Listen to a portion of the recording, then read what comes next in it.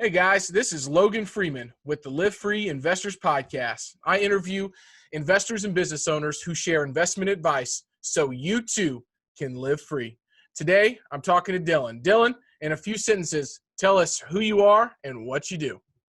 Thanks for having me, Logan. My name is Dylan Marma. I'm currently based out of Tennessee, lived in 4 states in the last 6 years. I am a multifamily investor, so I invest in large multifamily assets, usually 100 plus units throughout the Southeast. And I also run a real estate technology startup focused around helping investors raise capital and better manage their assets and handle investor communications. Great, man. What is that company called? It's called Equity Tree. Just launched last week, so brand new. Come check it out. We have an exclusive demo. If anyone wants to get on and get early bird pricing, I'd love to share it. All right. Well, I'm super interested. We have a few minutes to talk about that. What is Equity Tree? Because I wasn't aware that you were involved in something like that. Mm-hmm. So it's essentially an investor portal that helps investors be able to manage the capital raise process by being able to share with them new deals and then also emphasizing the performance on previous deals along the way. I think that's one thing that's lacking right now is everyone's focused on selling the deal, but it's what takes place after the deal that really counts. So we're emphasizing the ongoing performance by providing pretty much a real-time dynamic P&L where so anytime an investor is invested with you as a passive investor, they can log in there and actually see what's going on with the income expenses and go back even several years to be able to see why you were hitting the mark or why you weren't hitting the mark. Very interesting. Well, I can't wait to learn more about that. We just went from Excel spreadsheets into one of your competitors, I'm guessing. And so I've got a lot of questions about that. We will take that offline. Dylan, what's the best thing about being an investor and a business owner? So it aligns with me and my ability to, or in my, I say not ability, but more of a need to have something that keeps it new, fresh, and exciting every day. I love the fact that every day looks different. I love the fact that what I do is something that's completely passion fueled.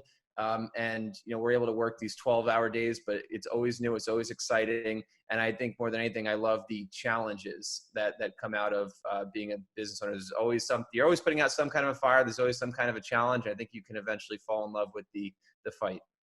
Yeah, that's a great question or a great answer to the question. And one that I think I would have some similar kind of sentiment to whenever I would be answering that question, man. It's a new day every day. Let's just say that, So, well, there's a lot of stuff going on in the world right now. And so keeping up with those current trends and opportunities can be a challenge. So I'm curious, how do you stay up to date?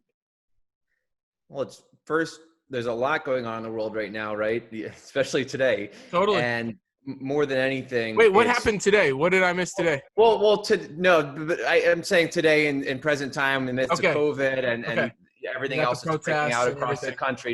Nothing new today specifically, but the last few days, right, we've seen it more than ever, right? And I think number one, it's knowing what to focus on, right? You have to really, in times like this, be disciplined and keeping a positive attitude and focusing on the right things and seeing the silver lining in times like this. And then two, when it comes to keeping up with trends in terms of on the business front, I think it's actually harder to know what to say no to than what to say yes to, right? So I think it's getting in a habit of saying no to a lot of opportunities and really while at the same time still keeping your head on a swivel so you're not blind to anything. And then when it's time to say yes, being ready to really give it your all. Yeah. And that's a challenge. I think we all have a bug in us that makes that difficult sometimes. Absolutely. Knowing the right opportunities to say no to is so important. One thing that, I love to say, I don't really have a to-do list. I have a to-don't list, right? And I love it. Yeah, and it's like, what should you not be doing? And that's the important thing that you need to be asking, because there is so many different things that you can be doing. Okay, what's the best advice that you've received as an investor and a business owner? So starting with the business owner side, as more of the entrepreneurial side, is better done than perfect, right? I think oftentimes we can get caught up in a perfectionist mindset when really we need to just get out there and take action and do it and break it down. Now, that doesn't really apply as an investor. an investment's not better done than perfect, so to speak, right? It's actually probably any investment or no investment is better than a bad investment, right? Yeah. So it's good that you differentiate the two of those. The other thing I would mention, which I believe in big time, I'm a very big picture guy. And I always like to make sure that I'm prioritizing effectively. And it's don't mistake the urgent for the important. We have so many tasks and things that are coming across our desk that we have to do, and it feels like we need to do it right now, but make sure that you're still allocating the time for the things that are really going to get you on track to your big picture goals. So did you read the 7 Habits of Highly Effective People then? A few years back. Yep. Yeah. So I'm highly focused on the quadrant, right? Is what's urgent and important, what's important but not urgent, and then what's just urgent but not important, right? And so, I think that the sentiment that I have for that is trying to figure out what activities stay in the right quadrant all of the time. That way, that's where you focus more of your time and either delegate everything else or forget about it, right? Yep. Delegate or delete. That's right. That's right, man. Okay, this is a social show. We had a quick conversation right before when we got started about what the target audience is.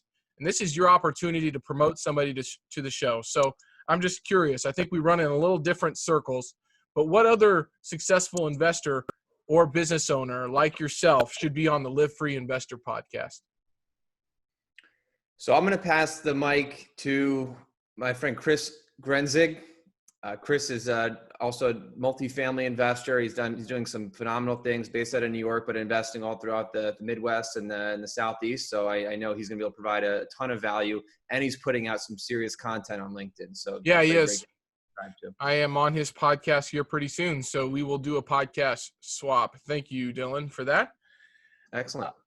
Curious, man. So this is my whole brand is Live Free Investments, right? I got into this because I wanted to figure out a way to have more control of my time, but not only that, to feel joy throughout the day and feel empowered and excited about what I'm doing. And so the most important question of the podcast is coming up. Are you ready? I don't know if I'm ready, but we'll give it a go. Well, with that backdrop you got up there, you're definitely ready. So I'm curious, on a daily basis, when you're looking at your schedule, what you're doing, how do you make sure that you're living free? So I believe in that whole mantra of the discipline sets you free oftentimes, and it all starts right here. I have a handwritten journal, and the most important things I have to get done the night before I go to sleep, I'm going to write those out in this journal and keep this thing open in front of me. So I'm staring at those things and physically crossing them off. I love Google Calendar. I love Asana, but something about this thing helps me get shit done. Yeah, I love it, man. Getting shit done is what you have to do. I use Brendan Burchard's high performance planner. If you check out my LinkedIn post today, you'll see all of the planning that I did for the week, for the month, since it is June 1 today. Dylan, do you have any last words or pieces of advice that you would like to leave, our listeners with? I think we hit on a whole lot here, but if anyone wants to reach out, if you have any questions, I'm very accessible. You can always reach out to me on LinkedIn or shoot me an email, dylanmarma@gmail.com, and happy to chat with anybody. dylanmarma@gmail.com. We'll have that in the LinkedIn post. We'll also tag you there so folks can reach out to you. Do you have a website you want to point anybody to about your new software company? Yeah, it's equitytree.io. That's what happens when you go into the tech lane. You get the .io. I love it. equitytree.io. Dylan, thank you so much. Hey, guys, this is Logan Freeman with the Live Free Investors Podcast, where investors and business owners share advice so you too can live free. For more insights and ideas on how you can live free, connect and message with myself and with Dylan today on LinkedIn. Dylan, thanks again, man, for joining us. My pleasure. Thanks for having me. And until next time, guys, live free.